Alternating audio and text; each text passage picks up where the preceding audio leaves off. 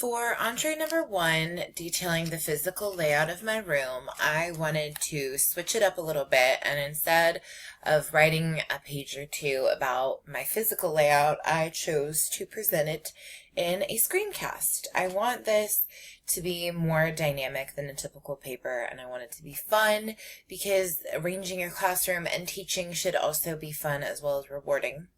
So, to get started, this is the physical layout of my classroom. This is the website that I use, classroom.forteachers.org.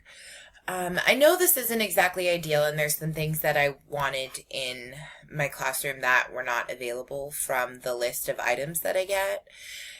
Now, the issue is that I could not find one that I could easily use and arrange to my liking that had everything I wanted. So this is the closest approximation I can find. Anything else I cannot find, I will detail below the video link.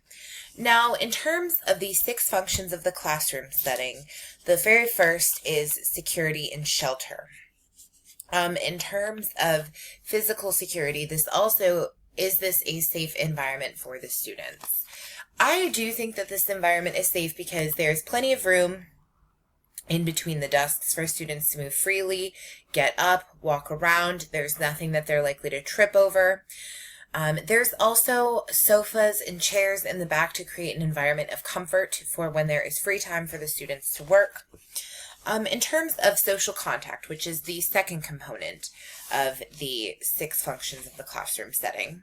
Now, this one was a little bit more difficult for me. I initially wanted to put the students in base groups of 4, which is much like we sit in right now in our 50-30 class. However, I decided against that after reading chapter 2 of our classroom management, because it does say on page 31 of the middle and secondary classroom management book that when students were moved from rows to tables, that on-task behavior dropped by half and disruptive behavior is increased by 3 times when, quote, behaviorally troublesome adolescents with moderate learning problems are moved.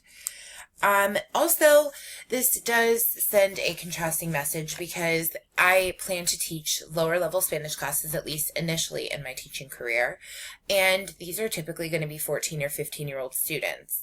If I sit them in base groups, their natural inclination is going to be to talk.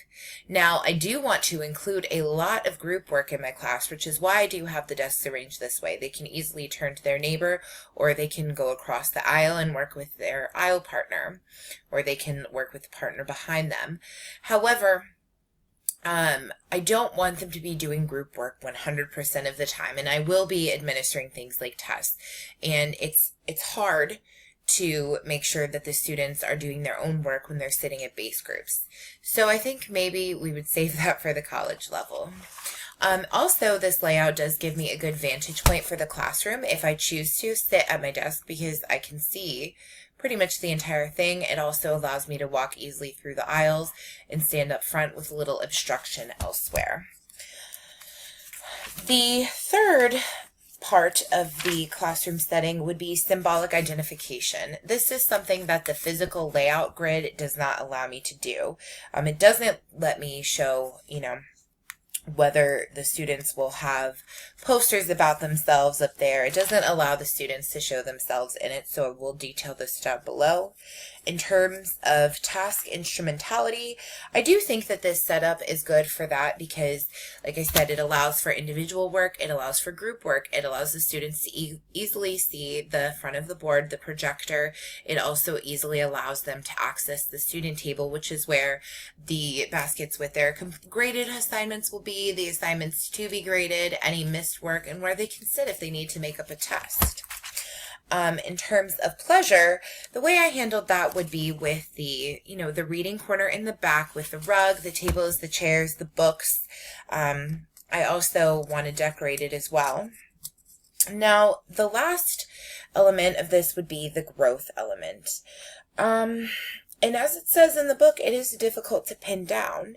I do think that this will promote students, as it says, cognitive development, academic achievement by allowing them to do multiple variety of works, encouraging them to read amongst themselves, and encouraging them to also work on their own.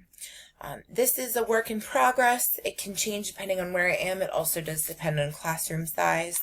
But this is what I have for now. Thanks for watching.